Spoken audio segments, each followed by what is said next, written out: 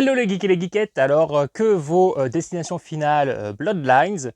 Personnellement, j'ai super bien kiffé. Je pense que si vous aimez la saga Destination Finale, euh, vous kifferez ce film, mais par contre, il ne faut pas y attendre trop de renouveau. Vous aimez ce qui a déjà été fait, vous aimerez cet opus, mais en attendant pas qu'il aille ailleurs, qu'il sorte des sentiers battus. Je m'explique. Je trouve que le film, alors il est plus posé en termes de mise en scène que les derniers. On passe beaucoup plus de temps sur les personnages. D'ailleurs, je trouve que les personnages sont plutôt bien écrits, sont plutôt bien dépeints, sont bien interprétés, on s'y attache. Alors peut-être que vous y attacherez pas. Moi, je me suis attaché à peu près à tous les personnages. Il n'y en a pas un où je me suis dit allez toi crève tout de suite, là tu me saoules. Non, je me disais je les aime bien. Du coup, quand ils vont crever, limite avant je me suis dit mais on s'attache trop au perso, on va pas avoir envie qu'il meure. Et ça c'est génial. Je pense par exemple à la scène d'intro qui prend un peu son temps, mais le petit couple qui est dépeint, le personnage de la blonde au début, euh, je me dis mais ça y est, je les aime bien, je suis conquis. Et donc ça va être génial quand ils vont mourir parce que en fait ça va être dur, on va se dire mais non, je veux pas qu'ils meurent. Et donc j'aimais beaucoup cette introduction dans le passé, je crois que c'est quoi, les années 50, quelque chose comme ça. Et du coup on se dit tiens, il y a un petit quelque chose de nouveau, sauf que après on revient à notre époque, donc, ce qui n'est pas forcément un défaut, mais on n'a plus cette sensation de nouveauté. Alors je vous le précise aussi, j'ai pas regardé les bandes annonces, j'avais aperçu involontairement celle où on voit, où c'est un long plan. Enfin, c'est une longue séquence avec le mec qui est percé tatoué et que son piercing se prend dans une chaîne qui est dans un ventilateur au plafond. Donc j'avais aperçu ce trailer, mais j'ai absolument vu aucune autre bande-annonce avec plein de plans successifs, etc. Je ne voulais rien savoir du film. Je savais que c'était Destination Finale, donc je savais que j'avais envie de le voir. Et comme je vous le dis souvent, j'en ai marre de voir des bandes annonces ou de lire des pitchs, parce que ça donne beaucoup trop d'éléments et on savoure plus le film. Donc moi j'y suis vraiment allé comme ça, je ne savais même pas que c'était une histoire de tour. Je me suis même pas concentré sur l'affiche, j'ai revu l'affiche après la séance et je me suis dit mais oui mais il y a une tour, je l'ai même pas vue. Donc voilà, c'est la manière dont j'aime regarder les films et dont je les savoure. Donc voilà, je vous précise ça pour que vous compreniez aussi pourquoi j'ai peut-être savouré le film sur des instants où vous n'allez peut-être pas l'avoir savouré parce que vous avez vu la bande annonce. Donc bref, après on revient à l'époque moderne, et là pareil, je me suis attaché au personnage. Bon, on a des facilités scénaristiques, on va dire inhérentes à la saga, où ils font un petit peu ce qui les arrange, hein. Là on a un personnage qui a des visions alors qu'elle n'est pas concernée par la catastrophe, mais c'était sa grand-mère. Mais voilà, on lui donne ce don donc de divination.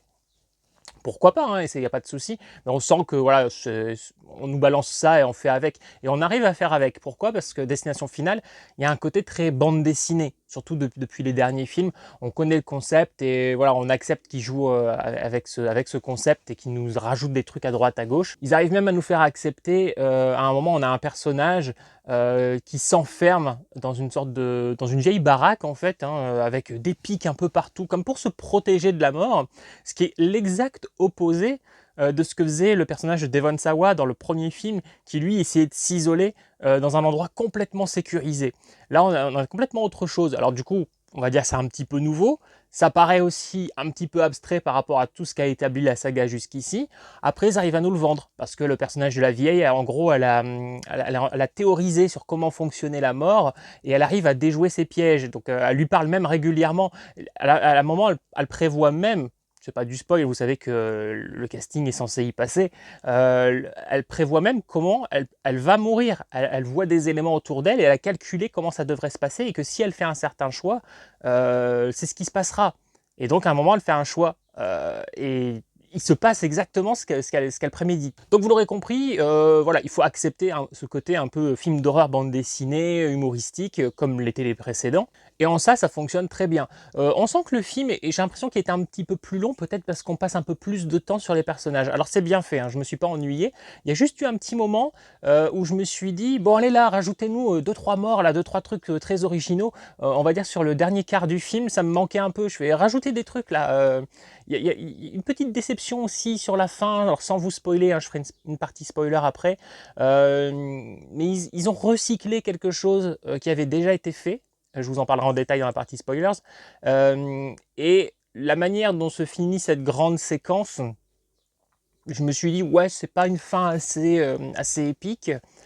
Puis après, on a une double fin, hein. Pareil, ça c'est pas du spoil, hein. Si vous connaissez la saga de Destination Finale, on a toujours ce truc de la double fin. La double fin est plutôt cool. Franchement, elle est vraiment pas mal. Et j'ai envie de dire que le dernier plan du film, il est symbolique pour les fans de la saga. Il est très cool. Donc j'ai trouvé que les acteurs étaient bons, j'ai trouvé que les personnages étaient plutôt sympas. Moi je me suis pris d'affection pour l'héroïne, hein. Bon, on est sur un peu l'héroïne de base, mais elle est bien interprétée. Tous les petits personnages secondaires qui sont autour, ils n'ont pas un côté de tête à claque, j'ai trouvé. J'ai beaucoup aimé le mec un peu rock punk, là, justement celui que vous voyez dans le trailer avec ses piercings et ses tatouages. Je trouvais plutôt intéressant cet acteur.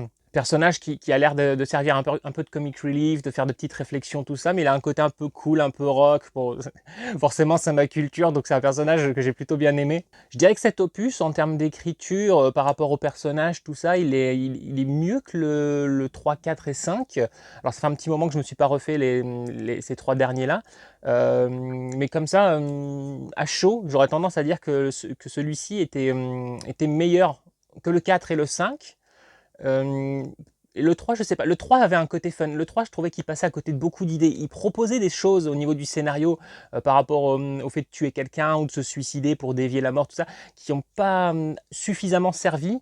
J'avais trouvé aussi que l'intro du 3 était pas assez longue dans cette fête foraine, dans ce grand 8. J'avais des petites frustrations, mais était quand même vachement divertissant. Donc voilà, j'aurais tendance peut-être à le situer à peu près au niveau du 3, en sachant que j'ai quand même aimé toute la saga, hein, même le 4 et 5, que je trouve être un petit peu en dessous. Il y a toujours cette notion de plaisir coupable, et j'ai aucun déplaisir à revoir ces films. Je pense que leur principal défaut, c'était que de film en film, on commençait à avoir des personnages peut-être de moins en moins intéressants, et des acteurs peut-être un peu moins charismatiques. Ils n'étaient pas forcément mauvais, mais ils n'avaient pas ce qu'avaient Devon Sawa, Sean William Scott, Hadji Cook, Ali Lerter. Voilà, tous ces acteurs des deux premiers films. Je pense même par exemple à des acteurs que je ne connaissais pas. Je pense à la petite brunette, et oui, la petite brunette qui se fait transpercer la tête avec un tuyau là, dans la voiture avec l'airbag dans le deuxième. Ces nanas, je la connaissais pas, mais elle dégageait un charisme. J'ai retenu son visage. Après, j'allais dire j'ai retenu son nom, là je vous l'ai pas dit. À l'époque, j'ai retenu son nom parce que j'avais été voir la filmographie et tout ça. Et je l'avais vu dans d'autres choses. D'ailleurs, elle est dans Bates Motel, etc. Enfin, ce que je veux dire, c'est que voilà, il y avait des gens avec des bonnes gueules. Si j'ai pas vu Destination Finale 2 depuis un moment, vous me demandez de me remémorer la tronche de certains personnages, ils me reviennent. Alors, quasiment tous me reviennent dans le premier, une bonne grosse moitié dans le deuxième, et à partir du 3, je commence à moins les retenir. Dans le 3, je me souviens comme ça de quelques têtes, notamment Mary-Elizabeth Winstead, puisqu'elle est devenue très célèbre. Il y avait aussi la chanteuse Alex Johnson. Le 4, je vois vaguement le héros. Enfin, si vous me lancez le film, d'un coup, je me souviens de tout le monde, mais là, comme ça, j'arrive pas à rematérialiser le visage des acteurs. Et le 5, je me rappelle uniquement de l'acteur principal, parce que c'est un Tom Cruise wish, pour ceux qui se rappellent, hein. Le mec a vraiment des airs à Tom Cruise. Ici, je sens que je vais retenir un petit peu plus la tête des acteurs. Je vais retenir l'héroïne, je vais retenir bizarrement le frère du punk, voilà, qui a peut-être, parce que je l'ai déjà vu dans un film ou deux, ou une série ou deux, ce personnage. Je le vois en rôle de connard de lycéen, je sais plus dans quoi, mais je l'ai vu. Je vais retenir du coup le punk rocker. Je vais aussi retenir la mère qui a une bonne tête. Elle a un air quelque part entre Heather Langenkamp et Shadis dans Walking Dead. Je sais pas, elle m'a fait penser à ce genre d'actrice. Au niveau des morts, j'ai trouvé ça plutôt sympa. C'est pour ça qu'à un moment ça me manquait, j'en voulais un petit peu plus. Le film fait 1h50. J'ai quand même l'impression que ratio Parlotte est mort. Voilà, à un moment on sent un petit déséquilibre. On se dit ouais, là ça parle un petit peu trop. Je pense que ça aurait, s'il y avait eu cette avant-dernière séquence un petit peu plus dynamique, un petit peu plus épique, ça aurait fonctionné encore mieux. J'aurais peut-être moins eu cette frustration. Et donc pour moi, il y a quelques morts qui sont bien marquantes. J'ai bien aimé toute la séquence de la tour, hein. Donc là, l'intro, ça se passe dans une tour qui s'effondre. Je trouvais ça vachement sympa. J'ai déjà vu des gens qui commençaient à dire oui, on voit les CGI, c'est dégueulasse, tout ça. je suis pas tout à fait d'accord. Alors oui, on voit que c'est des CGI, en même temps, on s'en doute. Faut pas oublier qu'on est sur Destination Finale. Ok, il y a un budget, mais on est quand même sur du film d'horreur. On est sur une franchise un peu bande dessinée. Je trouve que la manière dont les CGI sont faits, ça passe. Je trouve que c'est approprié à la saga Destination Finale. Ça ne m'a pas choqué, ça ne m'a pas sorti du film. Je pense que c'est aussi une manière d'enfoncer le clou pour le côté bande dessinée. Il y a certains effets comme ça un peu numériques, un petit peu voilà, presque cartoon. Ils n'ont pas essayé de faire des maquillages hyper réalistes. Ils n'ont pas essayé de faire du Terrifier, c'était pas le but. Donc globalement, je sors de cette séance, vraiment, j'ai vu un bon opus de la saga. Ça n'a pas renouvelé pour moi. Alors que c'était peut-être ce que beaucoup de gens attendaient, surtout que ça faisait quoi, 15 ans qu'on attendait peut-être une suite. Il y a un élément que je voulais, que je n'ai pas eu. Je l'attends depuis le deuxième opus. Il y a un truc que je voulais et que j'ai pas eu. Et du coup, on va rentrer dans la partie spoilers et je vais directement vous parler de cet élément. Il y a un truc que j'attends depuis le deuxième opus. Dans le premier film, on avait une séquence avec Tony Todd, l'excellent Tony Todd, qui nous a quittés juste après ce film, hein, Bloodlines, et dont le film lui est dédié. Donc ça, c'est une belle chose. Et d'ailleurs, sa dernière séquence, sa seule séquence d'ailleurs dans le film, c'est plutôt une belle porte de sortie pour un acteur parce qu'il fait un discours sur la mort et sur la vie avant de quitter la pièce. Donc, comme on sait qu'il est décédé juste après ce film, c'est vrai qu'il y a un petit quelque chose d'un peu touchant. Là où je suis frustré, c'est que déjà, il ne fait qu'une séquence, donc comme il le faisait avant, donc il n'y a pas ce côté nouveauté. Ce personnage, entre guillemets, ne sert toujours à rien, si ce n'est avoir du charisme. D'ailleurs, à un moment, un acteur dit non, non, mais moi je l'ai cru, il a du charisme. C'était génial pour rendre encore hommage à Tony Todd. Mais moi, j'attendais depuis le deuxième opus où on revoit ce personnage, je me suis dit, il doit être lié, il sait des choses, il est là, il revient, ça serait génial, limite qu'on apprenne que il est peut-être la cause de certains accidents, de certaines morts, pour dévier sa propre mort à lui. Peut-être que voilà, la mort voulait sa peau, et il a trouvé un moyen voilà, de sacrifier d'autres gens, de faire des sacrifices pour la mort, voilà, pour dévier le truc. Et j'arrêtais pas de penser à ça pendant des années. Je m'attendais peut-être à ce que son personnage soit plus consistant dans celui-ci. En fait, non, ils vont nous faire un tout petit lien qu'on voit venir à des kilomètres hein, dès l'introduction, en tout cas pour ceux qui connaissent Destination Finale et qui aiment Tony Todd. Il y a un petit enfant black au début dans cette fameuse tour. On se doute complètement que ça sera lui et que donc du coup, voilà, c'est pour ça qu'il en connaît autant sur la mort, hein, parce que voilà, il échappe à la mort hein, depuis des années et des années. Mais en fait, c'est tout. Et donc pareil, il fait son petit monologue, il dit quelques phrases au héros, mais ça ne sert pas à plus que ça. Et ça, c'est bien dommage. Donc moi, j'aurais vraiment voulu limite que le personnage soit un salaud. Limite, je le voyais être une sorte de Elijah dans Incassable. Vous savez, quand on apprend que ce personnage qu'on adore est en fait à l'origine des accidents. Et je me suis dit, ça aurait été cool que le personnage de Tony Todd voilà, soit ce type de personnage. Bon, c'est pas le cas.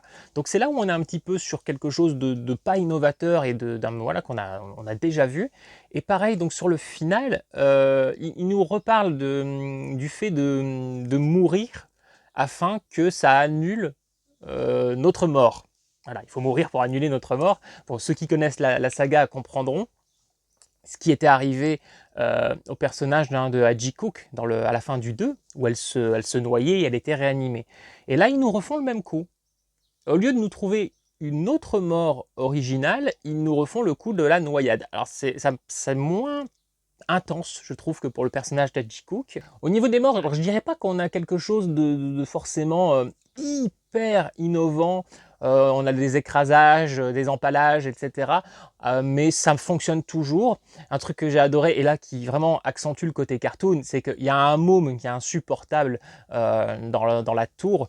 Il est fait hein, pour être insupportable. C'est vraiment un sale petit con, et alors que tout le monde est en train de mourir, etc., et que lui arrive à se sauver en mode lâche, il arrive en bas de la tour. Il y a un piano qui l'écrase. Mais alors ça, c'est tellement cartoon. J'adore cette idée du piano et qui écrase le môme qui part en morceaux comme ça, qui est vraiment voilà, déchiqueté. Oui, je jubile quand on tue des gosses dans des films, en tout cas dans des films d'horreur comme ça, un peu cartoonesque et tout, parce que voilà, j'en ai marre du discours. On touche pas à un enfant ou à un chien dans un film, c'est sacré, machin. Non, c'est un film. Il n'y a rien de sacré. Tu peux te permettre tout ce que tu veux puisque c'est faux. Bref, donc c'est pas mal cru au niveau de certaines morts, hein. On voit des giclées de sang, de viande. Il y a une scène avec un fauteuil roulant qui est vraiment pas mal. Il y a un scanner. Je ne vais pas tout vous raconter en détail, ça sert à rien. Il y a quelques morts qui paraissent parfois un petit peu... on l'accepte, mais on se dit, ouais, c'est un peu nawak. Je pense par exemple au frère qui se prend le ressort d'un distributeur de paquets de chips et tout ça. Je me dis, ouais, là, normalement, il aurait juste dû être planté, mais là, non, là le truc, il continue de tourner, il n'y a pas de raison, il n'y a plus de moteur, il n'y a rien, bon bref, mais le truc tourne et ça lui a dézingué tout le haut du crâne. Alors moi, j'adore le fait de voir que son crâne est complètement déchiqueté, mais ça colle pas vraiment, je trouve, avec l'objet choisi pour faire ça.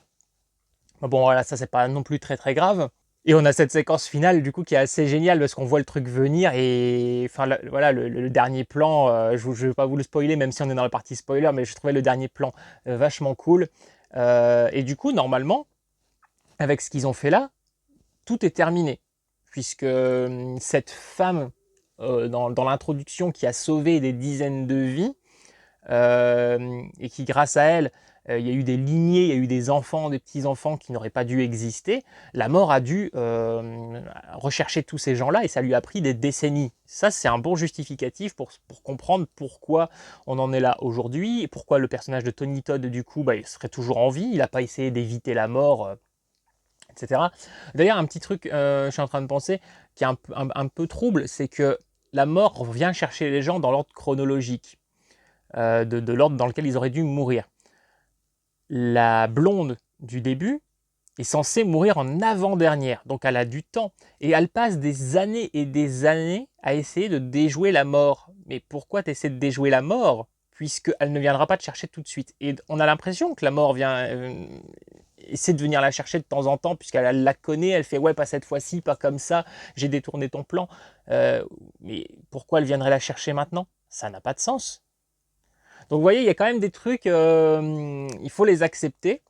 Et malgré tout, on les accepte, moi en tout cas je trouve, hein. Donc de très bonnes choses, pour moi un très bon opus, je vais vous conseiller d'aller le voir si vous aimez la saga, si vraiment ce que vous attendez c'est que du renouveau, que voilà, vous preniez une claque scénaristique, non, voilà, on est sur le schéma habituel, fait avec des effets spéciaux de maintenant, avec un casting de maintenant. Alors, on le voit, il y a un petit côté inclusion, alors là il passe bien, même si on peut se dire, tiens c'est marrant, t'as quand même une mère blanche, un père qui a l'air japonais, et toi t'as l'air mexicaine, et t'es leur vraie fille biologique.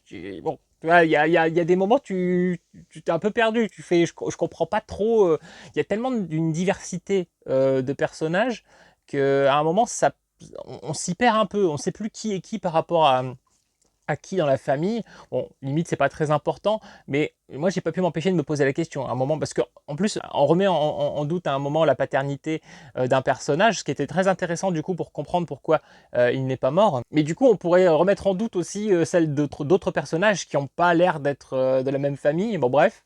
Et du coup, pareil, une autre facilité scénaristique, à un moment, un personnage qui n'est pas censé mourir, parce qu'il n'est pas lié du coup à tout cet accident, parce qu'il n'a pas le même père, ce personnage va quand même mourir. Et en fait, on te sort l'excuse, oui, mais c'est parce qu'il a essayé de contrecarrer les plans de la mort.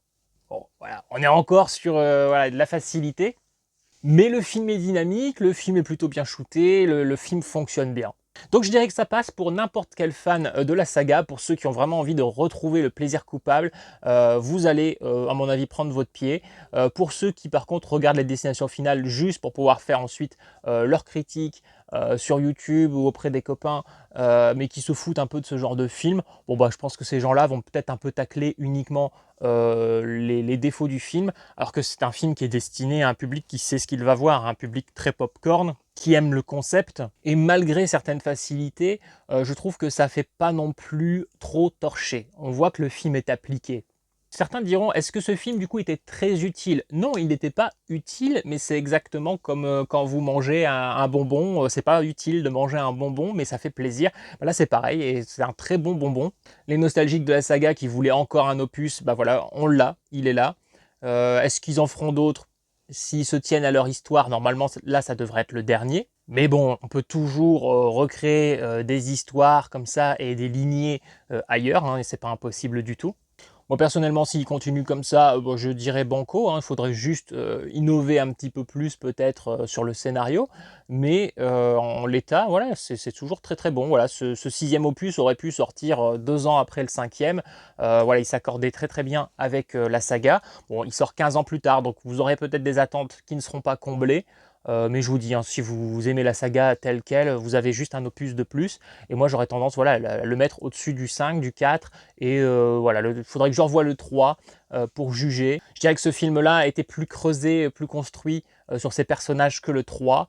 Mais le 3 était peut-être un petit peu plus dynamique, un petit peu plus fun, on va dire, un peu plus popcorn. Et voilà, c'est un film, là, à la sortie de séance, si j'étais obligé de mettre une note, j'aime pas trop mettre des notes, mais bon, si je devais mettre une note sur 10, je lui mets 7 pour le plaisir, vraiment comme ça. Là où pour le premier, je vais mettre un 9. Voilà, le 10, j'essaie vraiment de le réserver à des purs chefs-d'œuvre. Mais c'est vrai que je mettrais un bon 9. Je me souviens que quand j'ai vu le premier, j'avais pris une énorme claque et je l'ai rematé une deuxième fois de suite. Et puis je me souviens que le plan final, le dernier plan du film, ça va avec Dewan Sawa qui est debout et qui demande à qui le tour, et on voit une sorte de grande enseigne là, qui arrive sur lui derrière, là, dans son dos. C'était à l'époque, pour moi, le plan de fin de film le plus marquant, le dernier plan d'un film le plus marquant, parce que c'était une énorme claque. J'avais trouvé le premier Destination Finale.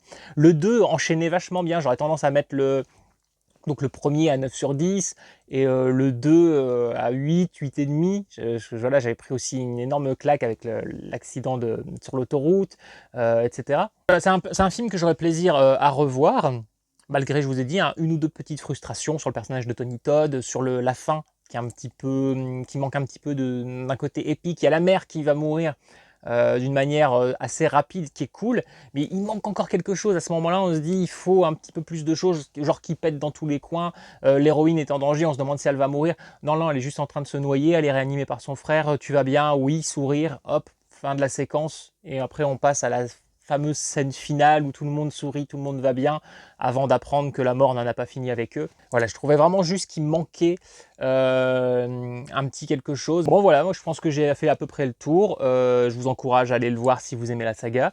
Je vous laisse ici. Moi je vais continuer à vivre dans mon petit bunker sécurisé rempli de goodies qui normalement ne peuvent pas me faire de mal. Je vois vraiment pas ce qui pourrait me tuer ici, à part peut-être regarder un film de Godard.